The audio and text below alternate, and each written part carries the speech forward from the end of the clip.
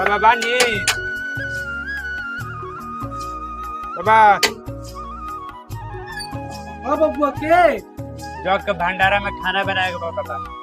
तो बन जाई बढ़िया बना बबुआ बढ़िया बनी। काहे के हमन के जोन बाबा रहनु बाबा के बाबा हमन के अंग्रेज खाना बनावत रहो। हमन के ओ घर के हलवाई हइया। तो कहिया बनावे के बा खाना? काल काले बनावे के बा। तो बन जाई तो जाई आ कहाँ आवे के बा?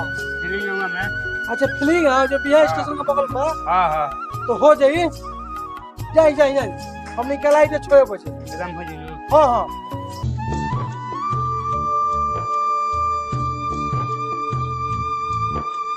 बबुआ लोहिया तर में नहीं बड़े बड़े कटिहल हो ठीक बा।